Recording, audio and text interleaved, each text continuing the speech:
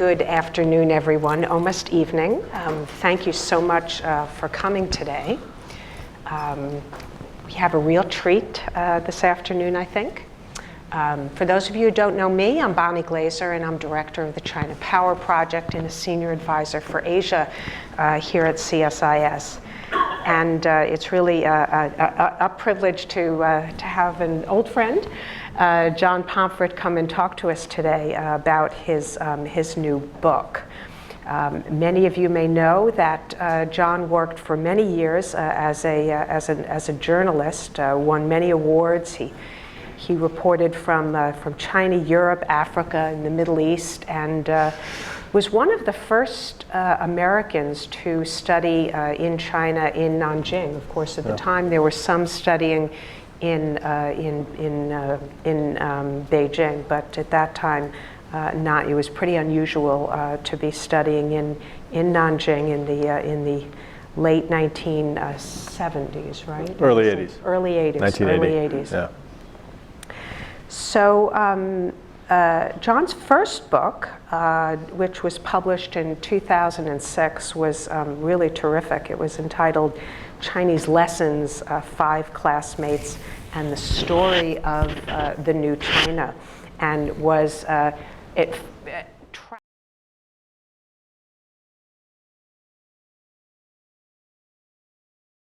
he lived in China in the early 1980s. So that's also very much worth reading. But today, John is going to talk to us about his new book called The Beautiful Country and the Middle Kingdom, America and China, 1776 to the present. And the book it's an ambitious effort to analyze the evolution of U.S.-China relations over the course of 2.5 centuries. And John will have to tell us why he decided to pick this particular time frame, but it's a really huge chunk of history and very difficult, I think, to do well in a book. And I think he just does a wonderful job of taking these snippets of history and bringing to life characters that played key roles in influencing the relationship over this very long span of time. And I think he does an especially masterful job of exposing persistent American expectations that China would eventually become more like the United States as it developed. And he describes this cycle of enchantment and despair in the relationship. There's plenty of seats up front, so come on in and join us.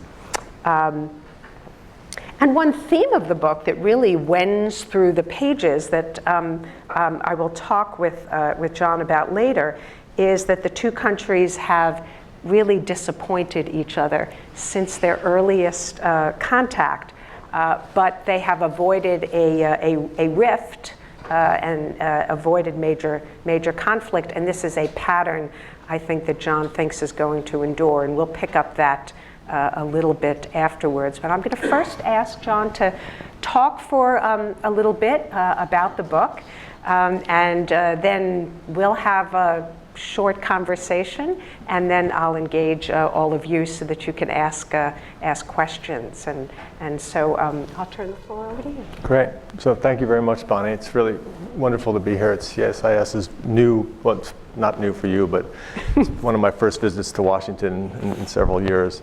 I'd like to talk a little bit about some of the patterns in how Americans and Chinese have dealt with this. And the particular one would be how we both have had a tendency to often define ourselves and to be through our relationship or our comportment in the other country. And I'll explain what I mean by that by sort of looking at a few anecdotes or stories about the interaction between the two sides. So in the earliest days of the American trading relationship, Americans began trading with China in 1783, literally the year we finally defeated the British. And we did so because the British had blocked us out from many ports in the Caribbean, and it was sort of a Hail Mary pass that the Americans turned to the markets of Guangzhou to start making a few dollars. And from the beginning, the trade was actually excellent. And it began to enrich major families in New England. And 2 years after the first American ship came back from China with the 30% profit, there was a debate, this was in 1786, there was a debate on the floor of the Senate about how should America pursue its relationship with the rest of the world. And it was looked at through the prism of, should we follow what the British are doing and create a big state monopoly, like the East India Company, to do trade with foreign countries, or should we pursue basically what became this very American idea of capitalist ventures with private individuals leading America's economic relations with the rest of the world.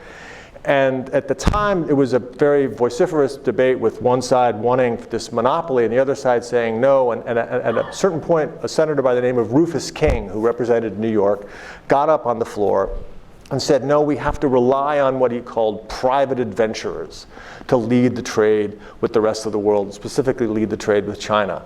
And that push and the success of these private adventurers really reinforced and cemented America's fealty to this idea of an entrepreneurial capitalism that doesn't have a strong relationship with the state.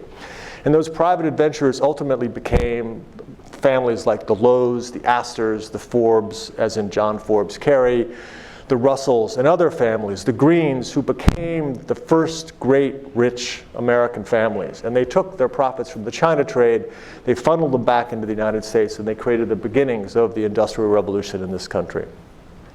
But Americans didn't always sort of pursue their best nature when defining themselves vis-a-vis the Chinese. And so flash forward to 1870, where Congress is debating the Naturalization Act of that year following the Civil War.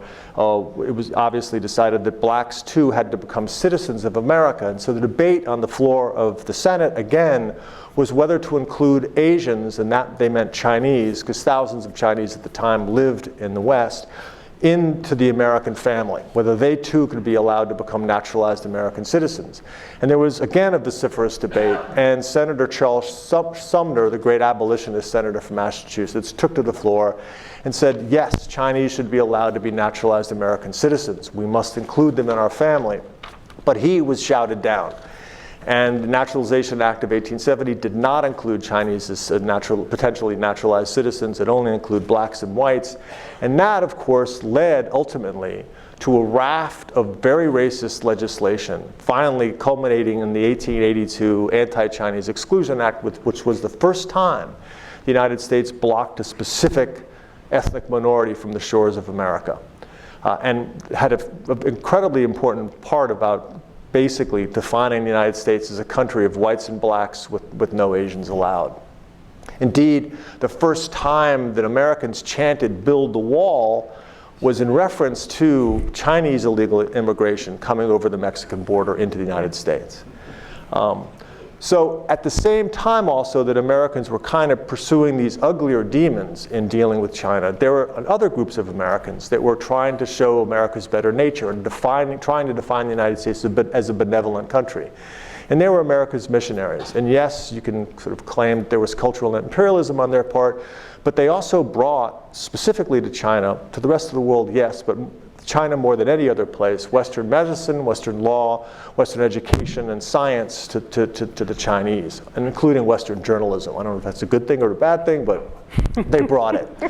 And it's interesting because the experiments they conducted in these type of charities really laid the foundation in the minds of the United States for the Peace Corps, for USAID, for a significant series of US government-backed charitable enterprises around the world, including things like the Green Revolution.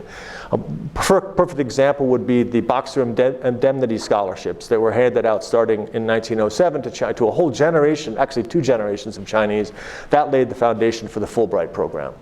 And so Americans looking at China were sort of trying at this point to show the world and the Chinese, but also the world, the United States was a benevolent power, not a power that wanted to block them.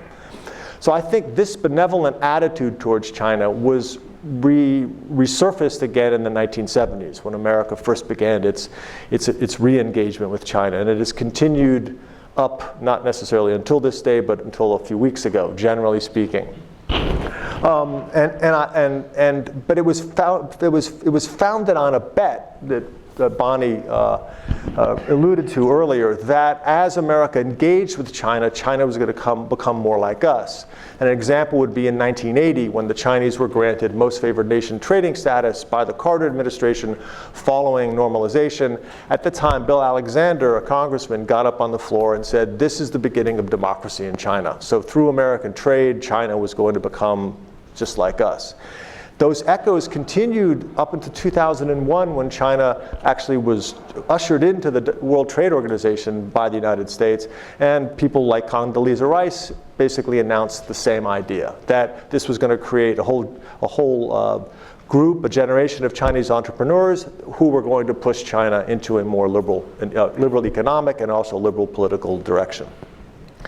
On the other side, the Chinese have also had this challenge of defining themselves either against or like the United States. They embraced, American education was the first Western type of education they embraced. They sent a group of their very young boys to America in the 1870s to study American history, science, etc., in order to get the industrial secrets of the United States and bring it back to China to help make China strong. But once these boys were seen to be shedding their Confucius robes for American coats and ties, once some of them cut off their queues, and when specifically some of them were seen walking into a Protestant church around Hartford, where they were all based, the very conservative Confucian officials shut the program down. So they wanted American technology, but they didn't want American ideas. The New York Times at the time editorialized that China could not stop what it called the virus of political rebellion from coming into China if it wanted to also have American science and technology. This whole effort, though, to block American science and technology has been a huge, sort of the virus of American political rebellion has been a huge part of how the communists now, not the Qing authorities, later on dealt with the United States.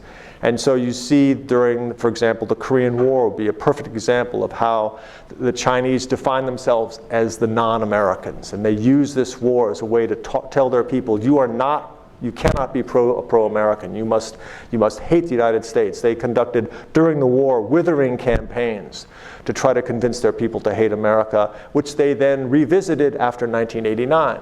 Again, blaming the United States for the virus of political rebellion that had creeped into China. Flash forward until today, and you see both Donald Trump and Xi Jinping, the president of China, defining themselves as not the other. So we have Xi Jinping's speech in Davos most recently, earlier this month, in which he laid out China's, he became he now is framing himself as the great defender of globalization. Blasting protectionism is similar to locking oneself in a dark room. So he's now pivoting in a way. A man who is no friend of globalization is now becoming the great defender of globalization as a way, again, to define himself as the not American. While Donald Trump, of course, is defining himself as the not Chinese. It was quite clear in his inauguration. Stephen Bannon made comments to the Washington Post. Look at the inaugural speech and compare it to Xi Jinping's speech in Davos. This is a different country and a different idea. And so again, you see both sides defining themselves as not the other. So in that's basically ends my comments, but hopefully that gives some people a little bit of historical sense that this has been going on for quite some time. I'll just say one more thing. The difference today now is that we have, unlike in the 19th century, we are massively intertwined. We have 100 billion of Chinese investment in America. We have 10,000 people flying back and forth between both sides. Apple sells more iPhones in China than it does in the United States, and 150,000 people at Boeing work on projects involving trade with China. So that's a huge difference, I think, between the past and today, which complicates the relationship and makes it even more fraught. Okay, great. Well, let's that there may be a lovely concordance emerging between the two nations, that amid all the discord, there's beauty in these ties. And you talk about how the relationship, before it becomes dominated by sort of negative elements, that it self-corrects. and that, as you just mentioned, we are so deeply entwined economically that this will save the day and that the relationship is too big to fail. So we are obviously on the eve of what looks like a tougher policy in the United States toward China. There are indications we may have more intense friction on a large number of issues, first and foremost trade and economic, but also South China Sea, potentially North Korea. So I guess I'd like to have you talk about why you are so confident in your analysis.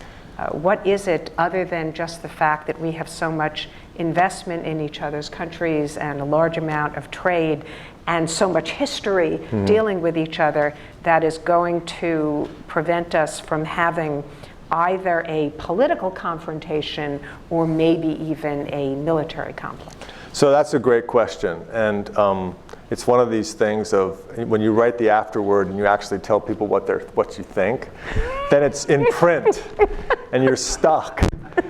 Because the current situation now makes me feel less optimistic than I was several months ago. All right, okay. So I'm not dodging the question because I could kind of go on and on. But I'll tell you a few things where I still hold some optimism for where things could go. One is that, and everyone is guessing about what's going to happen between the United States and China because Trump is just so completely unpredictable. But the American wiggle room with completely blowing up the relationship, I think there's a certain amount of there are limits on that. Although, again, with the proviso that you never know what's going to happen, that China is still needed. If the Chinese decided to make life extremely difficult for the United States, they could be involved in lots of things that would make life very difficult for us. They could re-embrace serious missile sales. They could reinvolve themselves in nuclear proliferation. They could do lots of things that would make things extremely difficult across the globe. They could become a very bad actor. Yep. And so, not like they particularly want to do that, but they could. And I think at a certain, my hope is, because this is we're into the realm of hope, that there will be people in the White House and in the Defense Department and this Department of State who would recognize that the Chinese, as a source of instability around the world, could be very difficult to deal with. And so I hope that is not a calming incident, but somewhat of a restraining influence. It's how bad it could get. But that's a thin reed on which I acknowledge that. The second issue is that I think between the people there is enormous amount of goodwill, and I know I sound like a Maoist here, that the people, we have no problem with the United States and we love the American people, vice versa. But I also think that there are extraordinarily deep ties now. I mean, look at scientific cooperation. No two countries cooperate more on science than the United States and China, clearly. Cancer research, et cetera. So even though that's not necessarily something on which to base a geostrategic relationship, but issues like that between the two sides. And I think that one of the things that I discovered in doing this book is that when people began to consider the rapprochement with China, no one had any idea how complex the relationship would become. No one, and still now, it's difficult for somebody like me who tried to get a sense of how deep the relationship was. I still don't know how deep it is. There are so many areas, Coast Guard cooperation on fishing, that are happening between the two sides. Beginning to pulling the string on all of that and collapsing it, I think would be, you'd have to spend a lot of time to try to destroy the relationship that's already happened. So that also leaves me with some optimism. Let me ask you a little bit about this issue of the propensity of Americans to misunderstand China. So why is that the case? And what is it that Americans have misunderstood about China in the past? What do we misunderstand about China today? And then I'd be interested in whether you think the Chinese have the same propensity to misunderstand us, and again, what are the reasons why? So I think that some of the roots of our difficulties in understanding the Chinese is that we've often, as a government, made the mistake of conflating the very deep reservoir of goodwill that Chinese people feel towards the United States with the government, the current government. And I think the current government, very much from day one, came into the relationship with the United States looking to use America to build a stronger China, but very significant factions within the party were very worried and on guard about U.S. ideas. And while amongst the general population of the Chinese, the pro-American feelings were quite strong and quite passionate, Americans have had a tendency to not understand that on the party side of the ledger, has been, and even more so now than many years in the past, a huge paranoia about America as well. And I think that inability to separate those two things this sense that, well, the Chinese people are going to, in the end, have a really push change in their country and force the Communist Party to adopt a better policy towards the United States has not played out. And I think on the Chinese side, too, Mao, for example, always thought that there would be massive revolutions in the United States. He thought so in the 1920s during the Red Scare, when there was a series of so in the 1910s, there were a series of bombings, anarchist bombings in America. And he also thought so during the 1960s, where he embraced black radical nationalism in America as the thing that was actually going to take down the capitalist structure. And that hasn't happened. And the other thing that the Chinese have a difficulty understanding is that, for better or worse, America's ability to remake itself, to correct its mistakes. So we've had a series, in the 1960s, that when I remember reading this article in the Chinese Youth Daily. There was a series of rolling blackouts in the 1960s, and they said, this is it, the electrical grid in America is going to collapse and revolution is going to happen. It's like, well, it didn't happen.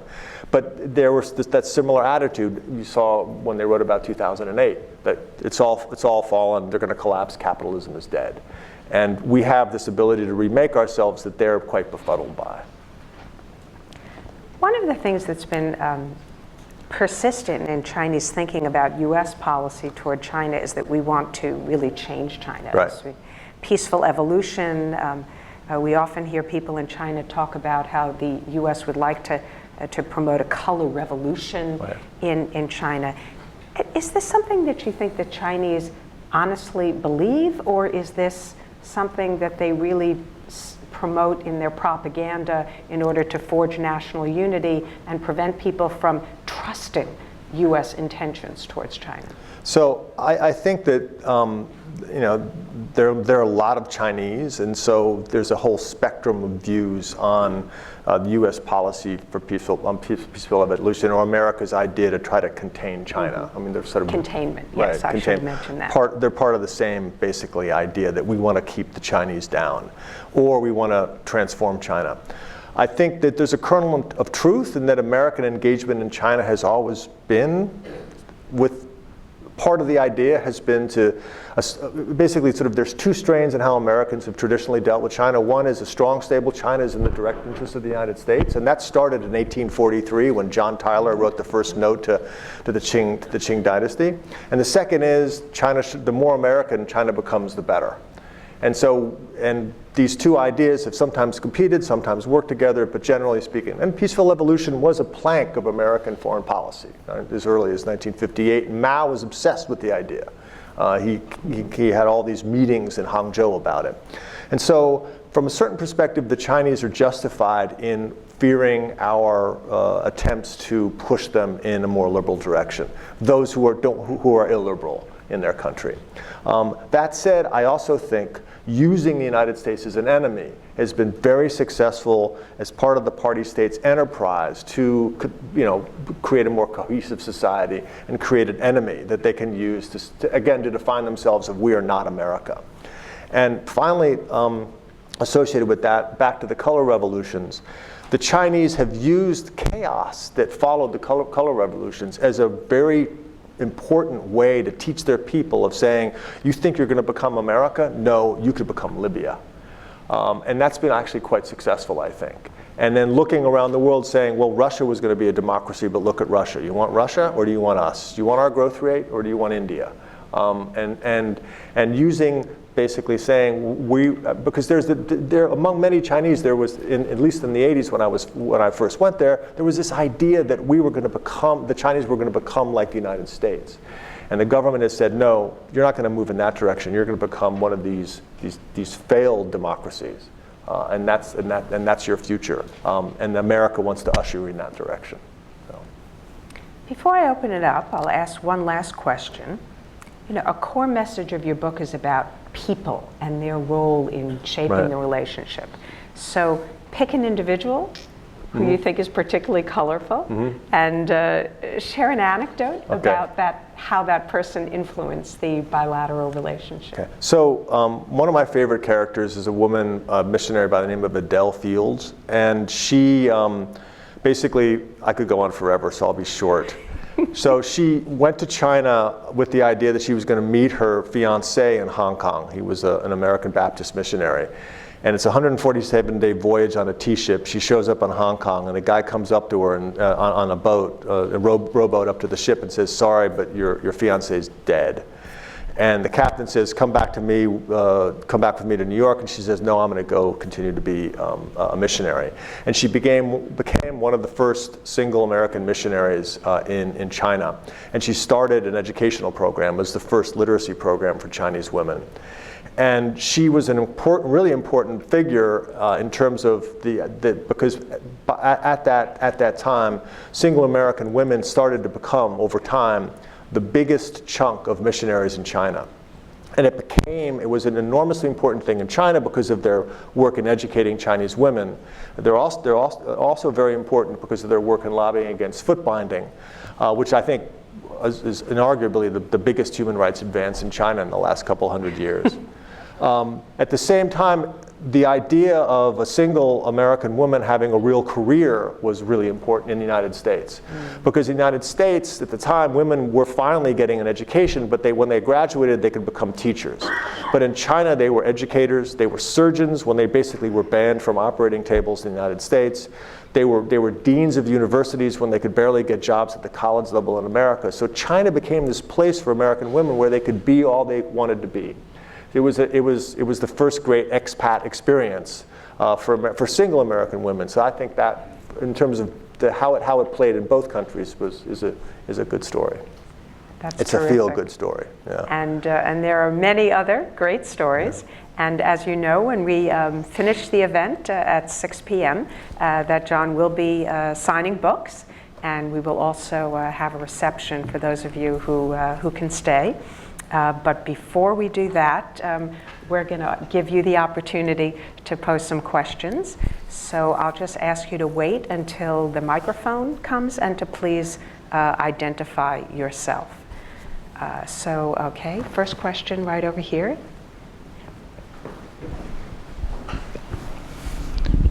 Hi, thank you. Chen Weihua, China Daily. John, good to see you here. Congratulations on the book. I don't know if you feel that, there is a different sense about time, between Chinese Americans. So when Americans talk about change, giving China MFN or WTO, they expect change, 1 year, 2 years, maybe 3 years. But when Chinese expect change, they're talking about a decade, a generation. So because this is a civilization of 5,000 years. So, but if you compare with today, 1870s, when the Qing dynasty, Li Hongzhang sent the students to Hartford, Connecticut, China is vastly different. Much closer to the United States. And if you compare with 70s or 60s, or even 2001 when China joined WTO, Chinese and Americans are much more alike. But Chinese and Americans are never going to be the same. That's, no one should fancy that. So I don't know. Is there, Americans should be more more patient in the sense that in expecting the change. I mean, in China, I mean, that's actually mostly observation. But my question is really, I mean, you've been based in China for a long time, so, but if you compare with the journalism today, I mean, Western journalists covering China today, I mean, from your days, what's the difference? I mean, are they doing a better job or worse job? I mean, what's your suggestion, recommendation for them? Thank you. Thanks for the question. You have touched on one of the reasons why I'm relatively optimistic, actually, ultimately about the course of both China and the United States and the relationship, is that I agree with you that Americans have a tendency to be extremely impatient with China. They also actually have a tendency to hold China to higher standards than they hold other countries. An example would be in air quality. The first Twitter feed on air pollution around the world went up on the Beijing embassy. It didn't go up on the embassy in New Delhi. Now it's around the world, and Americans are doing the AQI stuff in embassies across the world. But that would be an example of that.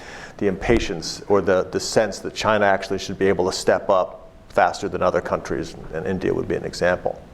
The question about journalism, vis-a-vis Western journalism in China, I was a journalist in China from twice, 88 and 89, and then 96 to 2003. And I look at the 96 to 2003 period for me as sort of for the reporters like that to be sort of the Bronze Age of journalism in China. And one of the reasons why I think it's more difficult to do excellent journalism in China now is that the Chinese government doesn't give journalists the access it used to give. I used to get background briefings on a regular basis from people in a variety of ministries. I used to be able to go out one-on-one with officials, at the Director General level, from the Ministry of Foreign Affairs, even in the Ministry of Defense. In the think tank community, we could go easily to think tanks run by the PLA and talk with generals, and that type of access is not there anymore. And I think that has made it much more difficult for journalists to tell China's story. I was on a routine basis. I was manipulated on a routine basis, but that's part of the job of being a journalist, China wanting to tell its story. And I think that China's decision not to do that, an example would be none of the senior Chinese leaders have accepted free-flowing interview formats anymore. That would be an example. The China's decision not to do that, I think, has actually hurt China in some ways. And given the relatively negative environment for Western reporters now, I actually think the coverage of China has been relatively fair. On the plus side, I think the coverage has been extraordinarily when you've talked about sort of forensic financial journalism. The journalism done by David Barboza on the Wen Jiabao family, and the journalism done by Mike Forsyth on the Xi Jinping family. I think that's extraordinary journalism and it should be commended, because it's a type of journalism we didn't do then, simply because China was not that much integrated into the Western world. Now, I think the Chinese are reluctant to give foreigners, Western journalists, more access because the world is so much more interconnected than it was when I was there, just a couple of years ago. Not a couple of years ago, but it's just so much more. And as a result, Western journalism can actually potentially play a role from the party's perspective in destabilizing things. And they have their reasons, but I think that's one of them why that they want to keep things tight. Okay, next question. Woman in the front here, please wait for the microphone. Molly Frost, George Washington University. What do you think about the one-child policy? No, not the one-child, the one-China policy. We could talk about one-child policy too. So we have 3 kids, so you know what I think about China. the one-child policy. So the one-China policy is interesting. What do I think about it? So luckily I'm not a government official, right? So I can say whatever the hell I want to say, it doesn't matter. But I also think that what the one China policy means has changed in this country over time, and it's always been, it's an evolving thing. And so if you look at America's relations with Taiwan in the 1980s, for example, versus Americans' relations with Taiwan today, they're much different. And they've evolved, and for better or worse, the Obama administration, by the end of the administration, had improved significantly its relationship with Taiwan. I mean, the Taiwanese do visa-free travel to America, most of them. There was talk before TPP collapsed of bringing Taiwan into the TPP. The AIT diplomats, correct me if I'm wrong, don't have to leave the State Department in order to continue working.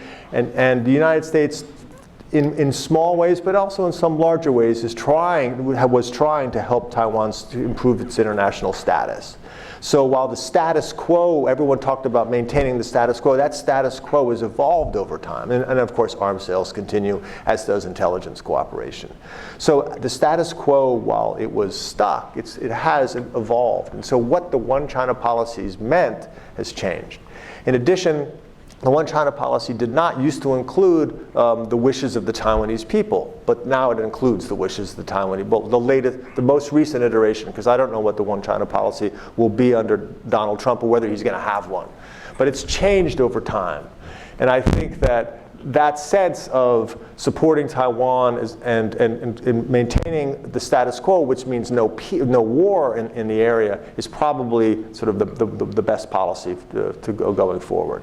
And upsetting the apple cart means that you also stop this process of evolution in the policy as well. And I think that actually it's much more dangerous for the fate of Taiwan than anything else. There's a terrific answer. I agree with everything. I would add that the One China policy is often poorly understood, that the United States has never recognized or taken a position that Taiwan is part of China. Right. It simply acknowledges that is China's position, and the United States has never actually taken a position on the sovereignty of Taiwan. So I actually wrote something that you'd find on our website last week or the week before. We have a series here called Critical Questions, where we raise what we think are the important questions and then answer them. And so I did a series of these critical questions on the One China policy that you can find on the website. My personal view is that as it has grown and been evolved as a policy, that it has in fact enabled the United States to maintain a very close, very robust relationship with Taiwan and has benefited Taiwan in many, many ways. And in fact, I would say it has benefited Chinese interests in some way too. Yeah. So, okay, let's go to the back over there. There's lots of questions, so let's try to make it short so we can get to as many as possible. Yes, of course. Mr. Pomfret, my name is David Cook. I'm with ECPAC China, Hong Kong-based trading company. I finished your book after the American presidential elections, and so my focus was really drawn to your pretty consistent observation that U.S. administrations from Truman on, and particularly from Nixon on, no matter what the party, no matter what the ideology or lack thereof, were making concessions without reciprocity. I think was the phrase you used to quote Kissinger. So if that's the case, would you look at the current incoming administration, and based on what little anybody knows, would you say that that's potentially a welcome development if this is going to be a break point from prior administrations which had that approach, if this one does not? That's a great question, specifically because we really don't know what Trump's going to do. But my sense in conversations with people who probably would have had senior roles in the Clinton administration, that nobody from either party was predisposed to continue that type of policy with China, reference to China, the policy of sort of offering concessions and allowing for sort of an unequal playing field with the Chinese. I think that if Clinton had won, we wouldn't be in the same space because she would probably try to be a little bit more predictable than the guy in the White House. But I think that there was a sense among many of my friends in the diplomatic service that we had basically had been played by the Chinese. And I think that Trump's China team is united in that view, that the Chinese have played us for a significant period of time. The question is, one of my friends in the administration describes it as this massive spaghetti bowl in which everything is there. You have one spectrum of people, basically with with this sort of this idea of we just slap the 45% tariff and go completely ballistic on China, threaten the North Koreans by bombing their nuclear sites, et cetera. And then you have the other side, which is a little bit more rational. But again, they're united in this belief. And I think that regardless of which team had won, whether it was Trump's team or Clinton's team, I think that's the direction that the U.S. policy is probably going to go in. The question is it too late? And the question is, what do you do? And I think that's the devil's in the details there. And I think they're probably going to have a difficulty trying to figure out exactly how to walk that policy forward. Okay, gentleman here in the front, microphone right there. Marco Di Capo, I'm a former diplomat. Actually, I served in China for 8 years. The question that I have for you is regarding the number of travelers who come from China to the United States. Yeah. You see in Washington a large number of groups. They have children, they have teenagers in them, they have older people in them. You have a large number of students in the United States. The number they will be returning to China. The question that I have is, are the numbers statistically significant? And to what degree, what impact, if they are statistically significant, what impact will they have on the views of China, on the views that China will hold over the United States in the future? So the 2 million, I think now the tourists to America are about 2 million a year. And it's expected to go to 10 million a year. There are 300,000 Chinese students in American universities, but there's a lot of Chinese students going to high school and even grade school as well. So those are, I mean, China has a population of 1.4 billion, or 1.3 whatever billion. So it's a drop in the bucket, if you will. But in terms of thought leaders and people who are going back to China to have an effect, that's a significant group of people. And so the interesting thing from my perspective is the Chinese that came to America earlier generally had much more contact with the average American. Chinese who come now can actually, because there's so many of them in universities across America, can actually never really leave China, if you will, because their communities, their buddies are all from mainland China. I mean, in the University of Minnesota, 10% of the enrollment there are Chinese. And that's a large enough community that you don't really have to have contact with anybody who happens to be a Yank. And especially if you deal with graduate studies, so many of the graduates are foreigners anyway. Graduate students are foreigners anyway in the STEM areas. It also makes it difficult for them to really understand how this country works. A friend of mine was a journalist for the China Youth Daily posted here a while ago, and he really basically had no American friends. And when I was with him and a car went by with a bicycle on the top of the car, he said, well, actually, that guy must be driving his car in order so that he can, if he breaks down, he can ride his bicycle somewhere. And this was a while back, so things have changed, but that was an idea of what happens if you stay within your own community. I would accept China Daily from that because obviously you know America very well. But there's that creation of these small communities that make it difficult for you to actually have access to other people. Okay, another question? This gentleman on that side. Wait for the microphone.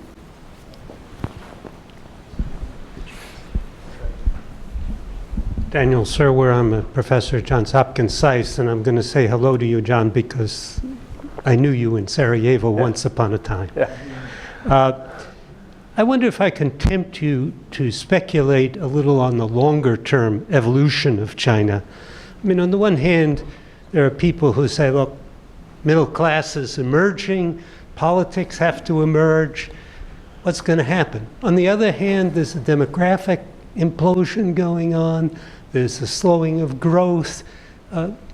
Give us an idea of where you see the future course for China. So, I'm relatively optimistic about where China is going on a sort of the creation of a freer country. It's not happening, to your point, on America's timeline, but I think that the evolution, and in China, basically nobody really wants a revolution because now unlike 1989, most people living in urban China own something. And so nobody wants to lose that, which is totally understandable. And there is that natural fear of chaos. But given that, I think that the younger generation now, the people born after 1990, expect to have the ability to be the agents of their own fate. And that's on a personal level. And so personal freedoms have really expanded enormously. And that ultimately does bleed in one way, shape, or the other into the political realm. And so I think that with time, and it's on their timeline, not on ours, back to your point, sir, that's going to happen in China. Now, how it looks like and what it smells like and how it's structured, it's anybody's guess. But I think that it's inevitable that it's going to go into that direction.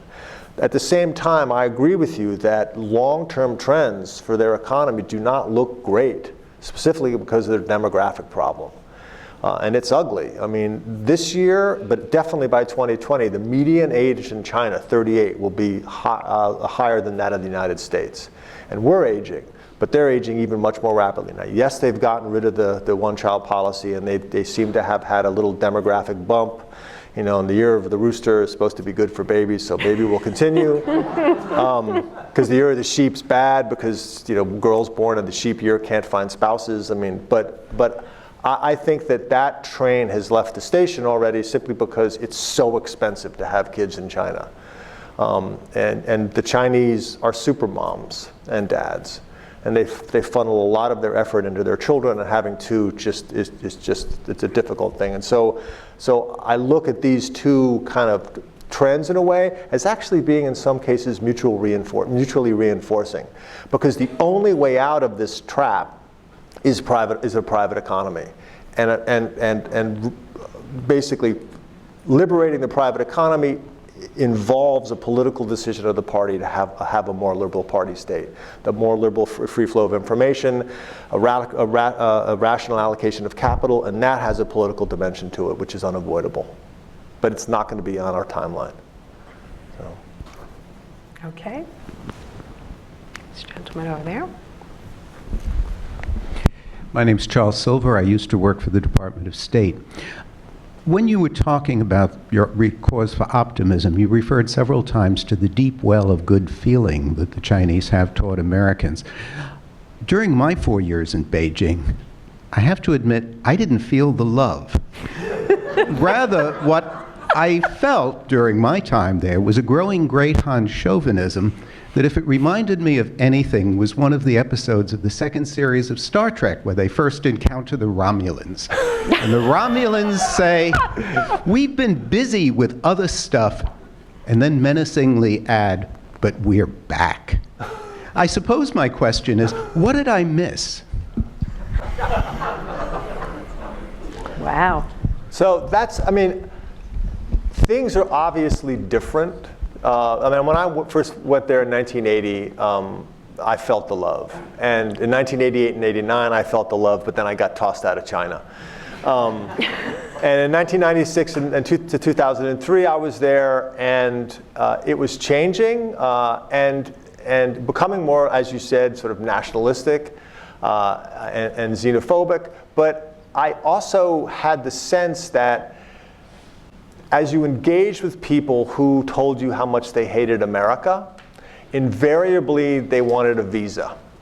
And invariably they had a relative who was going there. I mean, so remember 2001 when we bombed the embassy in Belgrade, right? So that I was there, massive anti-American demonstrations. I was 1999. I'm sorry. That 2001 was the EP3. Right. To me, they're locked in my brain. Thank you. It's okay. So when that happened, I was reporting it on the street, and I was one of the idiots who basically told everyone he was an American, because at the time all the Americans in China either became Canadians or French people. For some reason, Americans don't want to say they're Brits. I don't know, but I was like, I'm an American. What the hell? And the sense of anger but underneath that of like, I want to go, I really want to see the Grand Canyon. I mean, it was just these bizarre conversations you would have on the streets with the people with throwing rocks at the embassy. And so while I recognize clearly that the trend is towards xenophobia and nationalism, I also think that you scratch the surface of any of these people and they want to come to the United States. And they're fascinated still with the country, and they're obsessed with the music, and they like the culture, and they want to stream TV shows. And when they do the TV shows, they want to see American shows, if not Chinese shows. So that kind of, and that feeling, because we just left China. We lived in China from 2011 to 2000 and just up until August. I had that sense as well. That yes, the nationalism and all the patriotic education, that kind of stuff is strong, and it's easy to hate America and blame America for all your problems. But at the same time, like, but I'd really like to go. And can you help me get a visa? And that's strong too. So. But don't you think that many Chinese are sort of celebrating what they see as the decline of the American model? It's this Beijing consensus versus the Washington consensus. The belief that even before Trump was elected, that the United States power has peaked, and that we are very much in decline, and that I've certainly felt that, and the sense that the Chinese believe that their time really has come, that they are going to surpass the United States in what they call comprehensive national power eventually, and they really, I think, look down on Americans. I agree with you, and actually a great example sort of on that front, and I'll argue against myself a little bit, what the hell, is when the 2nd Avenue subway opened in New York, right, and immediately it broke down. And it was just erupted on the Chinese, on WeChat. It was like, ha ha ha, the Americans can't even build. I mean, it took them 48 years to build it, and it still sucks. Whereas we can build, subways throughout all of our cities, and it's all wonderful. But at the same time, and while I understand, I actually have Chinese friends who've come back from visiting America and say, God, you Americans really move very slowly. Whereas when they came back from the 1980s, America was all speed and cars and everything. People wrote poems about flying over the country and seeing all the lighted cities. But at the same time, the thing the Chinese talk to me about now about the United States is values. About how Americans have their families, about how American men and women generally, we have a big divorce rate, but the amount of kind of serial wife cheating is much less in the United States. And they talk about how, I mean, that's a big issue for Chinese women, right? And these type of issues about how Americans comport themselves in public, about how driving in the United States is not horrible. Whereas in China, everybody cuts you off. I mean, Washington's different, but these pedestrians are safer here than they are in China. But these type of issues, basically, you see that also in how Chinese travelers, when they go to Japan, have the same response in a way. But these type of issues about values are issues that really speak to the Chinese, and values coming from the United States really do still speak to them. And so maybe we've lost a lot in terms of we're falling on our butts and everything stinks in the United States and nothing works, which is kind of true in some ways. But on other issues, there's still, and that's always been a strain in how they've looked at the United States. And I think it's still there very, very much so. So maybe I'm, again, a thin reed, but. Okay, gentleman over here in the second row. Thank you. Dan, I can hold it. Dan Gordon, I'm recently retired from George Washington University Law School and the federal government, and for that matter, from an Obama administration political appointment. I finished reading the book earlier this week, and I can't tell you which chapter I liked the most, because I thought the entire history was terrific. He's a plant, by the way, so right? I get 5%. But in connecting with the questions and the themes you've just been talking about, I have a thesis. I want to get your reaction to it. And that is that, do you think that the reservoir of goodwill and admiration on the Chinese public side, especially the educated middle-class Chinese public, may still be there for American values, things like education, women's rights, gay rights, a lot of sensitivity to the environment, etc. Whereas on the American side, there's been a substantial decrease in that reservoir of goodwill. The view, when Americans, other than the government, when the Americans like China today, it tends to be because they want to make money, they think that the Chinese are very good at building infrastructure very fast, etc. But the reservoir of goodwill that was once there is diminished. Do you think that's true? That's actually a very good point, and I do think that's true. I think that from the American perspective, the Chinese for a really long time were extremely cute, and they're, I mean, they're basically pandas, you know, and that whole issue, and that idea is gone, and that China now has become something it's a conundrum for the United States. And you also see it in how sort of the white America, if you will, interacts with Chinese America. In that, you know, tiger mom, they're better than you are, you have to study how they raise their kids. I mean, Amy Chua is not, you know, she's a Filipino Chinese, but that sense of the Chinese as being kind of actually not a model minority, now they become model Americans. And other Americans are a little bit scared of that, which actually feeds into one strain that Americans have had in looking at China as a society of super workers and super brainy people. And I think that now that China is a strong country, that has worried a lot of Americans. And so I think that you're right. And you see it actually in college enrollment in terms of classes on Chinese politics. It's not way down, but it's definitely going down. Whereas on the middle school level, lots more kids are learning Chinese, but clearly at university level, there's less interest in China. It's not cool anymore. One last question. Now we've got all sorts of hands up. Okay, gentleman over there, yes. Thank you. Bill Hederman from University of Pennsylvania. We haven't talked about two subjects that seem real important to me, South China Sea and North Korea. Yeah.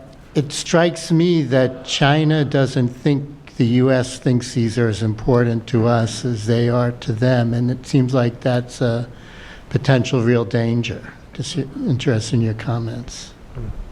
So taking them both together, I think that, well, if you look at North Korea, I don't really know, and maybe I'm wrong, because I haven't been in the States that much over the last 5 years, but it seems like China's views on North Korea, the Americans have always said, well, China needs to do more.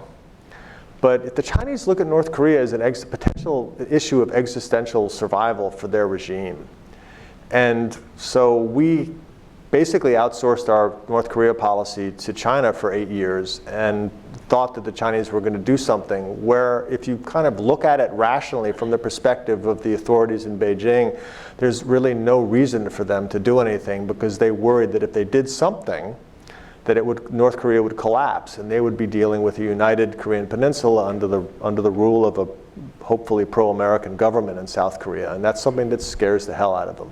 And it's not just refugees. You'd also have a problem with lots of Chinese Koreans on the border in northeastern China who might suddenly discover that they wanted to be part of the Korean homeland, which then creates a cascading series of potential problems for these guys. And so it's very important for us, but we kind of let them run the policy. And so I guess it's going to change, but you don't know what direction it's going to change. And on the South China Sea, I don't really know. I kind of have a sense like that ship has sailed, really. I mean, the Chinese have created 7 islands, and they're a lot closer to it than we are.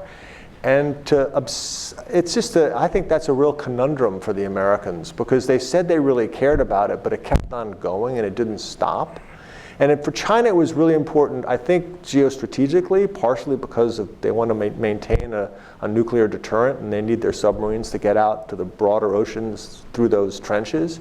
But also, it was a very useful thing that the Chinese could do to show the impotence, if you will, of American power. And so it became this, for them, a kind of a virtuous cycle of being able to kind of check a box on nuclear security at the same time to show the rest of Asia that the United States couldn't do anything about it.